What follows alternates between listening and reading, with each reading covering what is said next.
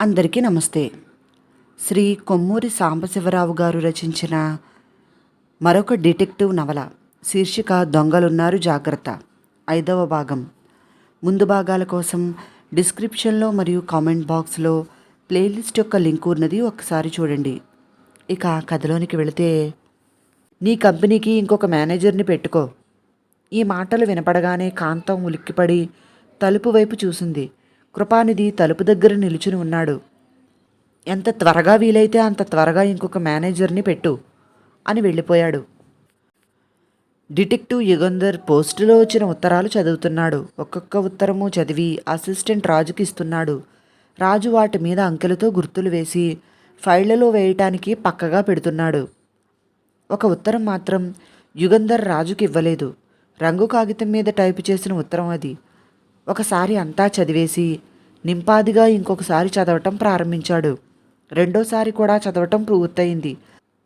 ఆ కాగితాన్ని చేతిలో పట్టుకుని యుగంధర్ దీర్ఘాలోచనలో పడ్డాడు. ఆలోచిస్తూ మరోసారి ఆ కాగితంలో వ్రాసిన ఉత్తరాలు చదివాడు. ఏమిటి సార్ అంత సీరియస్ విషయం? అడిగాడు రాజు ఉండబట్టలేక. విశ్వేశ్వరయ్య గారి శవపరీక్ష నివేదిక ఇది అన్నాడు యుగంధర్. మన ఉత్తరానికి చాలా త్వరగా జవాబు వచ్చిందే అంటూ రాజు ఆ కాగితాన్ని తీసుకుని చదివాడు. చదవటం కాగానే రాజు ఈలవేశాడు. సార్, కాంతం పడ్డ అనుమానం నిజంలాగే ఉందే అన్నాడు. దేన్ని బట్టి అలా అనుకుంటున్నావు? అడిగాడు యుగంధర్. విశ్వేశ్వరయ్య గారి శవం బాగా ఉబ్బి ఉందట. ముఖ్యంగా మెడ మొహము బాగా ఉబ్బి ఉన్నాయి. నాలిక బయటికి వచ్చింది. కనుగుడ్లు వెళ్లుకు వచ్చాయి. ఇవన్నీ కూడా గొంతు నులిమి చంపి ఉంటే కలిగే లక్షణాలు కదూ అన్నాడు రాజు. కాదు, గొంతు పిసకటం వల్ల మరణించిన మనిషి శవం లక్షణాలు ఇలాగే ఉంటాయి నిజమే. కానీ లక్షణాలను బట్టి ఆ మనిషి గొంతు నులిమి చంపబడ్డాడని నిర్ణయించటం పొరపాటవుతుంది. శవం కుళ్ళటం ప్రారంభమైనప్పటి నుంచి ముందు పొట్ట దగ్గర, ఆ తర్వాత పైభాగము పచ్చగా మారుతుంది. ఇలా కుళ్ళిపోతున్నప్పుడు పేగులలో ఒక రకమైన వాయువు బయలుదేరుతుంది. ఆ వాయువు ఎక్కువైన కొద్దీ శవం ఉబ్బటం ప్రారంభిస్తుంది. అలా ఉబ్బడం వల్ల నాలుక వెళ్ళుకు రావటం, కళ్ళు బయటకు పడుచుకు రావటం, మెడ ఘోరంగా ఉబ్బటం జరుగుతుంది. ఆస్ఫిక్సియా వల్ల, అంటే ఊపిరాడకపోవటం వల్ల చనిపోయిన మనిషి శవానికి, ఇలా కుళ్ళిన శవానికి బాహ్య లక్షణాలలో చాలా పోలిక ఉంటుంది. అందువల్లే ఒక్కొక్కప్పుడు బాగా కుళ్ళిన శవాన్ని చూసి పోలీసు ఉద్యోగులు గొంతు నులమటం వల్ల చావు సంభవించిందేమోనని అనుమానపడతారు అన్నాడు యుగంధర్. రాజు మొహం తేలవేశాడు. అయితే కాంతం అనుమానాలకు ఆధారం లేదంటారా? అడిగాడు. అలాగూ అనలేము. విశ్వేశ్వరయ్య శవాన్ని పరీక్ష చేసిన డాక్టర్ని కలుసుకుని మాట్లాడాలి. 1-2 విషయాలు చాలా విచిత్రంగా ఉన్నాయి అన్నాడు యుగంధర్. ఏమిటవి? అడిగాడు రాజు. శవం యొక్క ఊపిరితిత్తుల్లో నీళ్లు లేవు. కడుపులో గాని పేగుల్లో గాని నీళ్లు లేవు అన్నాడు. అయితే తల మీద ఒంటి మీద ఎక్కడా దెబ్బలేదు ఈ రిపోర్టు బట్టి. ఈ రెండింటికి ప్రాముఖ్యం ఏమిటో నాకు అర్థం కావటం లేదు అన్నాడు రాజు. డిటెక్టివ్ యుగంధర్ లేచి గదిలో పచార్లు చేయసాగాడు. రైలు పడుతున్నప్పుడు విశ్వేశ్వరయ్యకు ఏ తల మీదో దెబ్బ తగలటం వల్ల ప్రాణం పోయి తర్వాత శవం నీళ్లలో పడి ఉంటే ఊపిరితిత్తుల్లో కానీ కడుపులో కానీ నీళ్లు ఉండవు. కానీ కాంతం చెప్పిన దాన్ని బట్టి రైలు పడిన తర్వాత నీళ్లల్లో పడ్డప్పుడు విశ్వేశ్వరయ్య బతికే ఉన్నాడు. కాంతాన్ని కేకవేశాడు కనుక నీళ్లల్లో పడ్డ తర్వాతే విశ్వేశ్వరయ్య మరణించి ఉండాలి. ఆయన ఒడ్డుకు ఈదలేక నీళ్లల్లో మునిగి చనిపోయి ఉంటే ఊపిరితిత్తులలో, కడుపులో, పేగులలో నీళ్లు ఉండి ఉండాలి. నీళ్లు లేవని ఈ రిపోర్టులో ఉంది అన్నాడు యుగంధర్. రాజు దీర్ఘంగా ఆలోచించసాగాడు. సార్, రైలు పడినప్పుడు బండిలో సామానులు, రైలు పెట్టెలు పగిలి వాటి చెక్కలు కూడా నీళ్లలో పడి ఉంటాయి. ఒకవేళ విశ్వేశ్వరయ్య ఈదుతూ ఉండగా ఏదో ఆయనకు తగిలి వెంటనే ప్రాణం పోయి ఉండవచ్చుగా. అలా జరిగి ఉంటే కడుపులో కానీ ఊపిరితిత్తుల్లో కానీ నీళ్లు ఉండవు కదూ అన్నాడు రాజు. అవును, కానీ తల మీద ఏదైనా దెబ్బ తగిలినట్లు కనిపించి ఉంటే ఈ శవపరీక్ష నివేదికలో వ్రాసి ఉండేవాడే. అటువంటి దెబ్బ ఏమీ తగిలినట్లు లేదు అందుకే ఈ శవపరీక్ష చేసిన డాక్టర్ని కలుసుకోవాలి అన్నాడు యుగంధర్. సుధాకర్ చాలా హడావిడిగా కాంతం ఇంటికి వచ్చి హాలులో నిలుచుని ఒకసారి చుట్టూ చూశాడు. కృపానిధి పడక కుర్చీలో పడుకుని ఏదో పుస్తకం చదువుకుంటున్నాడు. సుధాకర్ని చూసి కూడా చూడనట్లు తల తిప్పేసుకున్నాడు. కాంతం ఇంట్లో లేదా అడిగాడు సుధాకర్ అతన్ని. ఉంది, ఏమిటి పని అడిగాడు కృపానిధి. ఇంట్లో దాసీది హాల్లోనికి వచ్చి ఎలక్ట్రిక్ దీపాల స్విచ్లు నొక్కి వెళ్ళిపోయింది. దాసీది వెళ్లేంతవరకు సుధాకర్ జవాబు చెప్పలేదు. రమ్మని నాకు కబురు పంపించింది అన్నాడు. కృపానిధి పడక కుర్చీలోంచి లేచి నిలుచున్నాడు. సుధాకర్, దేనికైనా ఒక హద్దు, ఒక మితి ఉంటుంది అన్నాడు. సుధాకర్కి దగ్గరగా వచ్చి ఎదురుగా నిలుచుని. అంటే అడిగాడు సుధాకర్. కాంతం నీకు మరదలైతే కావచ్చు, కానీ కాంతం నా భార్య అని మర్చిపోతున్నట్లున్నావు అన్నాడు కృపానిధి గంభీరంగా. నా ప్రవర్తనలో లోపమేదైనా కనిపించిందా నీకు అడిగాడు సుధాకర్ అమాయకంగా. ఏమో, నేను 24 గంటలు నిన్ను కాంతాన్ని కనిపెట్టుకుని లేనుగా అన్నాడు. ఇంతలో కాంతమే హాల్లోనికి వచ్చింది. సుధాకర్ని చూడగానే ఆమె మొహం వికసించింది. రా సుధాకర్, ఆ గదిలో కూర్చుని మాట్లాడుకుందాం అన్నది పక్కనున్న గదివైపు నడుస్తూ. సుధాకర్ కృపానిధి వైపు చూశాడు. మనం అలా విడిగా కూర్చుని మాట్లాడుకోవటం నీ భర్తకు అభ్యంతరమేమో అన్నాడు నీళ్లు నములుతూ. కాంతం చటుక్కుని వెనక్కి తిరిగింది. ఒకసారి సుధాకర్ని, కృపానిధిని చూసింది. ఎప్పుడు ఎక్కడ ఎవరితో మాట్లాడాలో నాకు ఆ మాత్రం తెలుసు. నా ఇంట్లో నేను ఒకళ్లతో మాట్లాడేందుకు అతని అభ్యంతరం ఏమిటి అన్నది. సుధాకర్ కృపానిధిని చూశాడు. ఏమంటావు అన్నట్లు. కృపానిధి ఇద్దరి మధ్యకి వచ్చి నిలబడ్డాడు. ఇది నీ ఇల్లే, కానీ నువ్వు నా భార్యవి. ఆ సంగతి మర్చిపోకు. సభ్యతాలు ఎవరి ఇల్లైనా పాటించవలసిందే. ఆ మాట్లాడుకునేదేదో ఇక్కడే మాట్లాడుకోండి అన్నాడు పళ్ళు బిగబట్టి. కాంతం భర్తని యగాదిగా చూసి, ఏమిటి నీ బెదిరింపు? మేము విడిగా కూర్చునే మాట్లాడుకుంటాం. ఏం చేస్తావేమిటి? రా సుధా అన్నది సుధాకర్ని చూస్తూ. కృపానిధి పిడికిలి బిగించాడు. అతను లోపలికి ఒక్క అడుగు వేయటానికి వీల్లేదు అన్నాడు. కొడతావా అంటూ కాంతం చరచరా సుధాకర్ని సమీపించి అతని చేయి పట్టుకుని, రా ఏం చేస్తాడో చూద్దాం అన్నది గదివైపు లాక్కెళుతూ. కృపానిధి వెనక నుంచి 2 భుజాలు పట్టుకుని ఒక్కలాగు లాగాడు కాంతాన్ని. తన వైపుకు ఆమెను తిప్పుకుని, పెంకితనం చేసి నాకు కోపం తెప్పించుకు అని వెనక్కి ఒక తోపు తోశాడు. కాంతం వెనకన ఉన్న సోఫాలో పడ్డది. కృపానిధి, నువ్వు మితిమీరి ప్రవర్తిస్తున్నావు అన్నాడు సుధాకర్. అతను పళ్ళు పటపటా కొరుకుతున్నాడు. కృపానిధి సుధాకర్ని ఒక క్షణం పాటు చూశాడు. మిస్టర్, తక్షణం నువ్వు ఇక్కడి నుంచి వెళ్ళు. మళ్ళీ ఈ ప్రాంతాలకు రాకు అన్నాడు. కృపానిధి, నీకు మతిపోయినట్లుంది. ఈ స్థితిలో నువ్వు కాంతాన్ని చంపినా చంపవచ్చు. నువ్వు ఇలాగే మాట్లాడేవంటే ముందు నీ ప్రాణం పోతుంది. గెటౌట్ అని అరిచాడు కృపానిధి. సుధాకర్ నిశ్చలంగా కాంతం కళ్ళలోనికి చూశాడు. కాంతం, నీ భర్త నన్ను చాలా అవమానిస్తున్నాడు. ఇంకా ఇక్కడ ఉంటే అతని మీద చేయి చేసుకోవలసి వస్తుంది. నేను వెళతాను అని తలుపు వరకు వెళ్ళి, ఈ ఉన్మాది నీకు ఏదైనా హాని చేస్తాడని అనిపిస్తే తక్షణం నాకు కబురు పంపించు, లేదా నువ్వే వచ్చేసాయి అని బయటకు వెళ్ళిపోయాడు. అతను వెళ్ళిన 5 నిమిషాల వరకు కాంతం భర్తను దిగ్భ్రమతో చూస్తూ సోఫాలోనే కూర్చున్నది. కృపానిధి తల మీద చేయి పెట్టుకుని కుర్చీలో చతికిలబడ్డాడు. కాంతం, ఎందుకు మన జీవితాలని ఇలా నాశనం చేస్తున్నావు? అకారణంగా కష్టాలు కోరి తెచ్చుకుంటున్నావు. ప్రపంచమంతా నాశనమైన నీ ప్రేమ నిశ్చలంగా ఉంటుందని నువ్వు అన్న మాటలు అప్పుడే మర్చిపోయావా అన్నాడు. ఏదో మైకంలో ఉన్నవాడిలా కళ్ళు మూసుకున్నాడు. కాంతం భర్తను చూసింది. ఒక్క అరక్షణం ఆమె హృదయం మెత్తబడి జాలి కలిగింది. మరుక్షణంలో అతని ప్రవర్తన, అతని నీచత్వం జ్ఞాపకమొచ్చాయి. నాకు విడాకులు ఇయ్యి, నీకు నాకు ఈ క్షోభ ఉండకుండా పోతుంది. కావలసి వస్తే నీకు 2 లక్షల రూపాయలు ఇస్తాను అన్నది. కృపానిధి చటుక్కున లేచి నిల్చున్నాడు. కాంతం దగ్గరికి వచ్చి ఆమె మొహంలో మొహం పెట్టి, కాంతం జాగ్రత్త, హింస పెట్టడంలో కూడా ఒక మితి దాటకూడదు.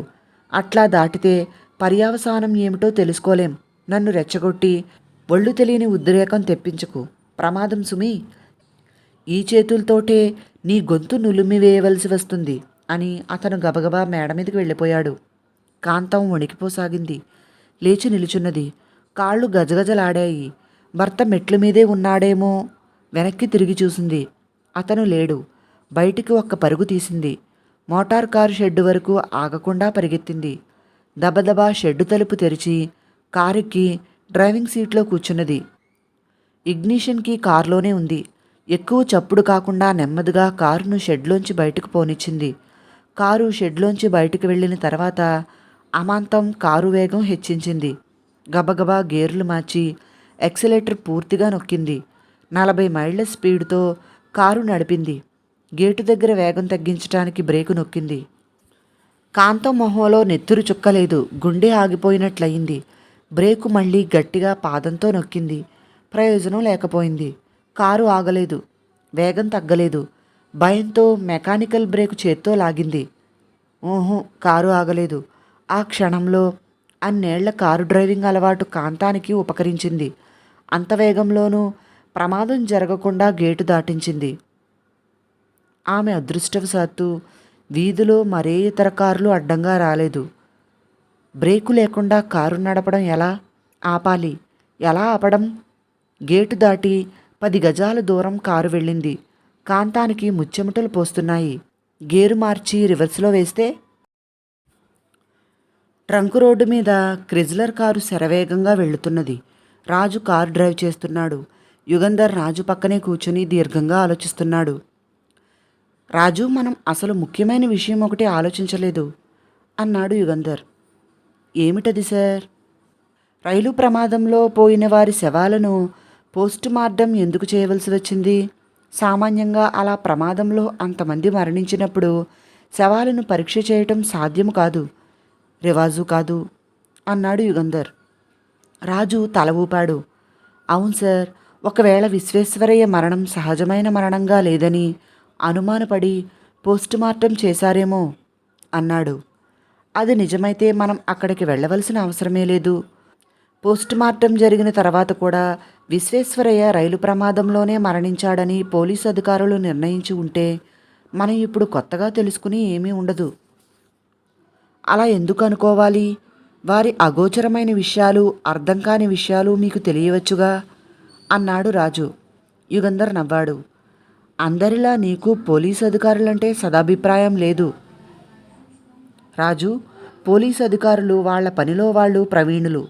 మరీ క్లిష్టమైన పరిస్థితుల్లో తప్ప వారు సామాన్యంగా పొరపాట్లు చేయరు. ముఖ్యంగా రొటీన్గా వాళ్ళు నిర్వహించే పనులు యంత్రాల్లా లోపరహితంగా సాగిపోతాయి. మన దేశంలో పోలీసు ఉద్యోగుల సమర్థత గురించి నాకు చాలా మంచి అభిప్రాయం ఉంది అన్నాడు యుగంధర్. అయితే వెనక్కి తిరుగుదామా? వద్దు, పద అన్నాడు యుగంధర్. రైలు ప్రమాదం జరిగిన చోటుకు దగ్గర ఉన్న ఊరు చేరుకునేసరికి మధ్యాహ్నం 2 గంటలైంది. యుగంధర్ దగ్గరలో ఉన్న పోలీస్ స్టేషన్కి వెళ్ళి డిఎస్పీ ఆఫీస్ ఎక్కడో కనుక్కుని మళ్ళీ కారెక్కాడు. యుగంధర్ని చూడగానే డిఎస్పీ కుర్చీలోంచి లేచి హ్యాండ్షేక్ ఇస్తూ, చాలా కాలమైంది మనం కలుసుకుని. నేను ఆర్కాట్ జిల్లాలో ఉండగా మీరొకసారి వచ్చారు, జ్ఞాపకం ఉన్నదా అన్నాడు. జ్ఞాపకమున్నది. మీరు నాకు చాలా సహాయం చేశారప్పుడు అంటూ యుగంధర్ బల్ల దగ్గర కూర్చున్నాడు. డిఎస్పీ కూడా కూర్చుంటూ జవానును పిలిచి కాఫీ తీసుకురమ్మని చెప్పి, మీరింత దూరం ఊరికే వచ్చి ఉండరు, బహుశా విశ్వేశ్వరయ్య గారి మరణం గురించి విచారించటానికి వచ్చి ఉంటారు అన్నాడు నవ్వుతూ. డిఎస్పీకి ఆ విషయం ఎట్లా తెలుసునా అని రాజు 1 నిమిషం ఆశ్చర్యపోయాడు. కానీ తర్వాత గ్రహించాడు. విశ్వేశ్వరయ్య చావుకు సంబంధించిన వివరాలు తెలియచేయమని యుగంధర్ కలెక్టర్కి ఉత్తరం రాశాడని, ఆ ఉత్తరం డిఎస్పీకి పంపబడి ఉంటుందని ఊహించాడు. అవును, విశ్వేశ్వరయ్య గారి మరణం గురించి దర్యాప్తు చేస్తున్నాను అన్నాడు యుగంధర్. ఇంతకాలం తర్వాత ఇప్పుడు ఏమిటి దర్యాప్తు చేస్తున్నారో ఊహించలేకుండా ఉన్నాను. మీకు నా చేతనైన సహాయం తప్పకుండా చేస్తాను అన్నాడు డిఎస్పీ. నాకు కలిగిన సందేహం గురించి ముందు అడుగుతాను. ఆ రైలు ప్రమాదంలో దాదాపు 150 మంది మరణించినట్లు ప్రకటింపబడింది. ఈ 150 శవాలను మీరు శవ పరీక్ష చేసి ఉండరు, కానీ విశ్వేశ్వరయ్య గారి శవం పోస్టుమార్టం చేయబడ్డది. ఎందువల్ల అడిగాడు యుగంధర్. దానికి సమాధానం నేను వెంటనే చెప్పగలను. మీ ఉత్తరం రాగానే రైలు ప్రమాదానికి సంబంధించిన ఫైలు చూశాను. అందులో ఈ పోస్టుమార్టం నివేదిక ఉన్నది. అందువల్ల నేను వెంటనే విచారించాను. చిన్న పొరపాటు వల్ల ఈ పోస్టుమార్టం జరిగింది అన్నాడు డిఎస్పి. అంటే? అడిగాడు యుగంధర్. విశ్వేశ్వరయ్య గారి శవం ప్రమాదం జరిగిన ప్రదేశానికి 3-4 మైళ్ళ దూరంలో ఒక పల్లెవాడికి కనిపించింది. అతను వెంటనే ఆ ప్రాంతంలో ఉన్న ఒక కానిస్టేబుల్కి చెప్పాడు. కానిస్టేబుల్ శవాన్ని ముందు అవుట్ పోస్ట్కి తీసుకువెళ్ళాడు. అక్కడికి దగ్గరలో ఉన్న ఆసుపత్రికి శవాన్ని చేర్చారు. ఆసుపత్రిలో పోస్టుమార్టం జరిగింది. దుర్మరణం సూచించే పరిస్థితుల్లో శవం దొరికినప్పుడు శవపరీక్ష చేయాలన్నది మా నియమాలలో మొదటిది. అందువల్ల స్థానిక పోలీసు ఉద్యోగులు ముందు శవపరీక్ష చేయించారు. అది రైలు ప్రమాదంలో పోయిన మనిషి శవమని తర్వాత కానీ మాకు నిశ్చయంగా తెలియలేదు. తెలియగానే శవాన్ని బంధువులకు అప్పగించాము అన్నాడు డిఎస్పి. యుగంధర్ 1 నిమిషం ఆలోచించాడు. పోస్టుమార్టం పరీక్షా ఫలితాలను చూసి అది రైలు ప్రమాదంలో పోయిన మనిషి శవమని నిర్ణయించుకుని స్థానిక పోలీసులు తమకు ఇంకా ఆ కేసుతో సంబంధం ఏమీ లేదనుకుని శవ పరీక్షా ఫలితాలను పరిశీలించకుండా శవాన్ని దహన సంస్కారాలకు బంధువులకు ఇచ్చేశారా? అడిగాడు యుగంధర్. అవును, అందులో పొరపాటు ఏదైనా ఉందా? అడిగాడు డిఎస్పి. యుగంధర్ నవ్వాడు. అవుట్ పోస్ట్ ఉద్యోగి విశ్వేశ్వరయ్య శవాన్ని పోస్టుమార్టంకి పంపించటం అప్పట్లో పొరపాటే అయినా ఇప్పుడు నాకు చాలా ఉపకరించింది అన్నాడు. అంటే?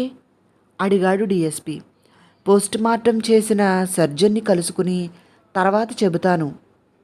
ఏమీ అనుకోకండి అన్నాడు యుగంధర్ లేచి నిలబడి. నేను రానా? మీరు శ్రమ అనుకోకపోతే రండి. యుగంధరు, రాజు, డిఎస్పి క్రిజ్లర్ కారెక్కి బయలుదేరారు. విశ్వేశ్వరయ్య శవాన్ని పరీక్ష చేసిన మిషనరీ ఆసుపత్రి డాక్టర్కు యుగంధర్ని, రాజుని పరిచయం చేశాడు డిఎస్పి. కుశల ప్రశ్నలు అయిన తర్వాత తాను వచ్చిన పని చెప్పి పోస్టుమార్టం నివేదికలో వివరాలన్నింటినీ రాయకపోవటం జరిగి ఉండవచ్చా అని డాక్టర్ని అడిగాడు యుగంధర్. మీరలా ఎందుకనుకుంటున్నారో నాకు అర్థం కావటం లేదు. పోస్టుమార్టం క్షుణ్ణంగా చేశాను. అన్ని వివరాలు ఒక్కటి విడవకుండా వ్రాశాను అన్నాడు డాక్టర్. క్షమించండి, మీరు పొరపాటు చేశారనలేదు నేను. శవపరీక్ష నివేదిక లోపరహితమైనది అయినట్లయితే విశ్వేశ్వరయ్య రైలు పడటం వల్ల మరణించలేదని నిర్ణయించాలి అన్నాడు యుగంధర్. మరే కారణం వల్ల మరణించాడని మీ ఉద్దేశం? అడిగాడు డాక్టర్ కాస్త కోపంగా. అదే నేను విచారిస్తున్న విషయం. మీ నివేదికలో వివరాల ప్రకారం శవం కడుపులో కానీ ఊపిరితిత్తుల్లో కానీ పేగులలో కానీ నీళ్లు లేవు. కనుక విశ్వేశ్వరయ్య గారు నీళ్లల్లో పడకముందే ప్రాణం విడిచి ఉండాలి, అవునా? అవును, మీ అభిప్రాయం సరైనదే. అటువంటి పక్షంలో రైలు పడుతున్నప్పుడు అంతకు ముందో తల మీదో మరో ప్రమాదకరమైన చోటో దెబ్బ తగిలి చచ్చిపోయి ఉండాలి. కానీ మీ నివేదికలో అటువంటి గాయం ఏదీ ఉన్నట్లు సూచింపబడలేదు. చూడండి. డాక్టర్ కనుబొమ్మలు ముడివేసి పెదిమిలు బిగించి యుగంధర్ ఇచ్చిన శవపరీక్ష నివేదిక చూసి తల ఊపాడు. విశ్వేశ్వరయ్య గారి కుమార్తె కాంతం చెప్పిన దాన్ని బట్టి ఆయన నీళ్లలో పడిన తర్వాత బ్రతికే ఉన్నాడని నిర్ధారణ అవుతున్నది. నీళ్లలో పడిన మనిషి ఆ నీళ్లలో మునిగి చనిపోయి ఉంటే కడుపులో ఊపిరితిత్తుల్లో నీళ్లు ఉండి ఉండాలి. నీళ్లలో పడగానే ఏదైనా దెబ్బ తగిలి తక్షణం ప్రాణం పోయి ఉంటే ఆ దెబ్బ తాలూకు చిహ్నాలు శవం మీద ఉండి ఉండాలి. కడుపులో నీళ్లు లేవు, ఒంటి మీద గాయము లేదు. ఈ విరుద్ధ లక్షణాలను బట్టి మీరేం నిర్ణయిస్తారు? అడిగాడు యుగంధర్. డాక్టర్ వెంటనే జవాబు చెప్పలేదు. విశ్వేశ్వరయ్య గారికి ఈత బాగా వచ్చును. ఆ విషయం జ్ఞాపకం ఉంచుకోండి. శవలక్షణాలను బట్టి చావుకు మరో కారణం ఆలోచించి చెబుతారా? అడిగాడు యుగంధర్ మళ్ళీ. డాక్టర్ అప్పటికీ సమాధానం చెప్పలేదు. ఆలోచిస్తున్నాడు. యుగంధర్ డిఎస్పి వైపు తిరిగాడు.